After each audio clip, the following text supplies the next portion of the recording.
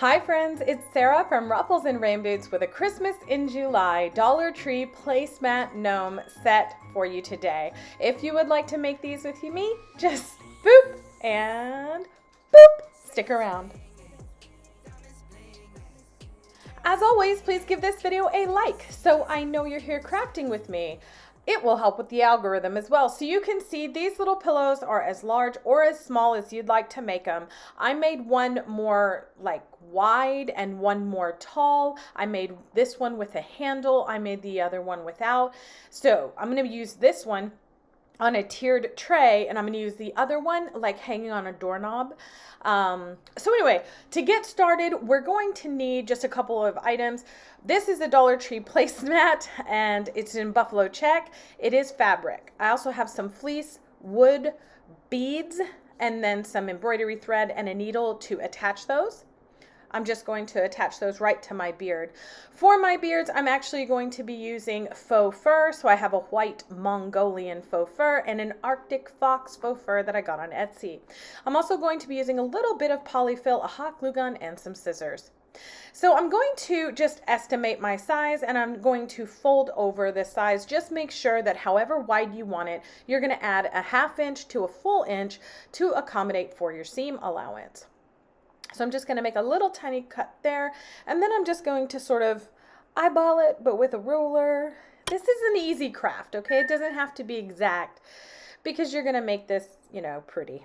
All right, so now I have a part of my placemat. I'm just going to fold that in half, get an idea of what I want to do here. There we go. Snip it in half, and now I have two.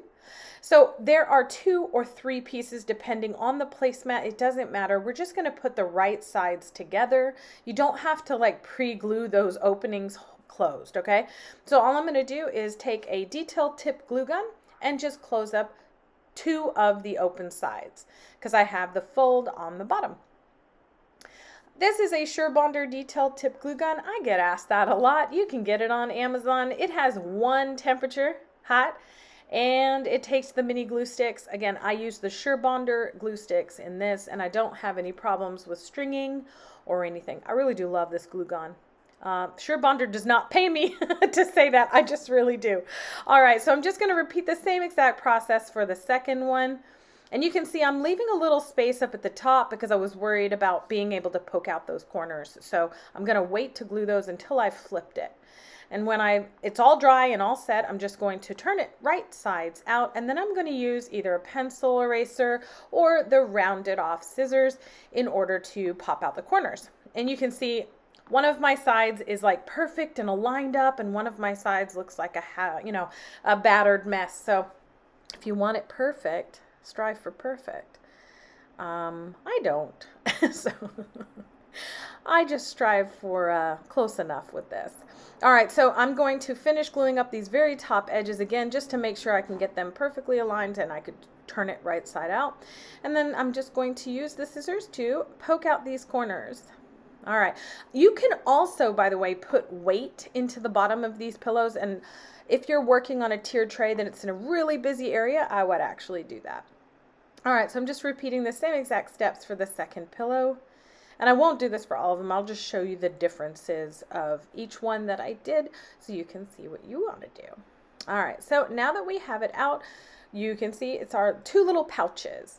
Now, if you're new to cutting faux fur, I have a tip at the end of this video for you. Otherwise, grab your X-Acto knife, make sure the pile of the fur is facing down, and cut just that fabric backing into a triangle shape. Boop. Super easy. I had a knot in mine right here, so I'm just going to brush it out with this cat comb. You can use your fingers or just leave it rough and, messy. So in order to now prep our hat, so for the hat, I'm using fleece, but I just wanted to say you can use absolutely anything. Another Dollar Tree placemat. You can use felt. You can use fabric.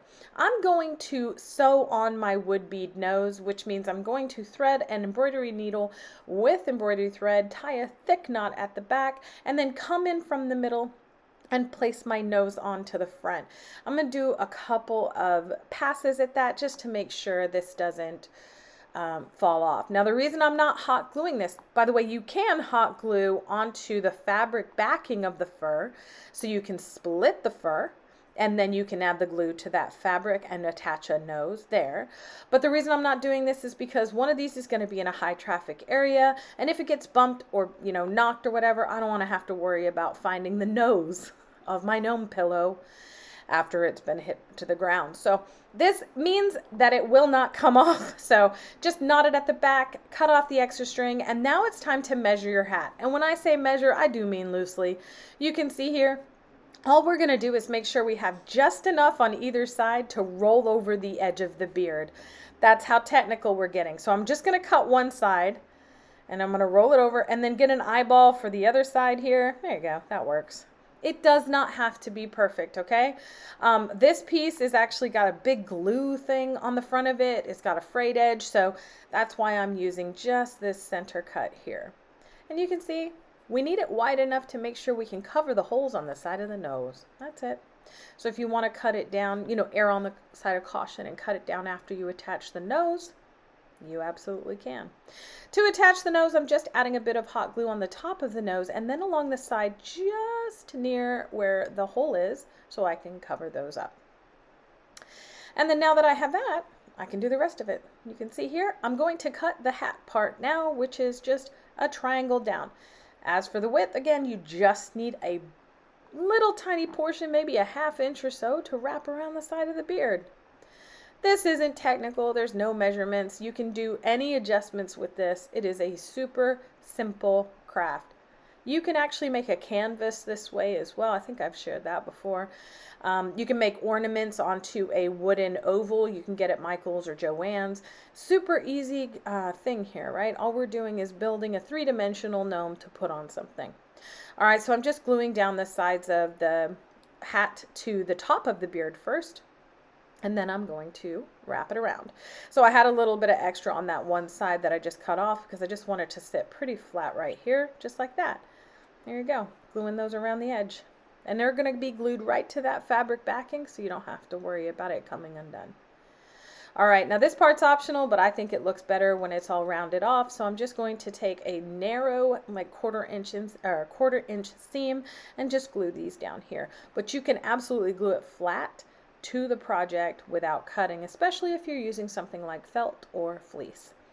All right, so here's my little gnome, and now I'm going to attach him directly to the pillow. So we're just going to add hot glue to the fabric part of the beard only. Make sure you leave the actual beard hair unglued. If you have a little bit of fabric at the bottom, go ahead and be sure to lift up that beard and then glue it down.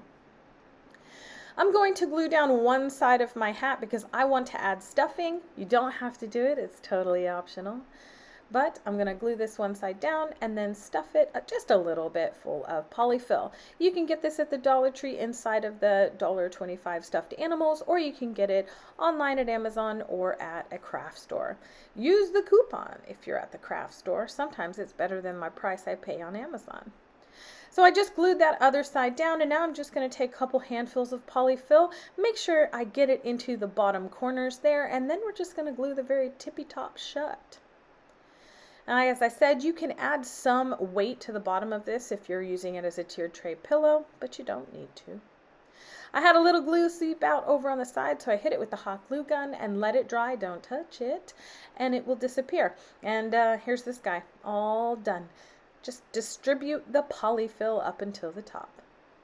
The only change I made on the hanging tiered tray pillow or the hanging pillow was just I put a thick piece of twine in on either side before stuffing and closing it up. So you can see here. A ribbon would be great. Just make sure it's not twisted. And for those of you who are new to cutting faux fur, you can absolutely draw on the back of faux fur. Just make sure that you're drawing inside of the actual size beard you want, because faux fur is designed to splay out on all sides. So I'm following the exact same steps as I did before. I attach the nose, attach the hat, and now I'm going to put the gnome onto the front of the gnome pillow and stuff the little hat full of just a tiny portion of polyfill before securing the other side. Now he does get a fancy upgrade. This is a snowflake button that I cut the button part off of and stuck on because that's been in my craft room for 12 years or more. and I decided it was probably time to use it. I stuffed the paper, or no, stuffed the pillow, closed it up, and here they are. Super cute in person. There's a lot of texture and a lot of dimension. I like them, but let me know what you think. List in the comments below what your favorite one is, or if you'll even make this craft. I really appreciate you being here with me today. Please like, share, and subscribe for more crafty fun.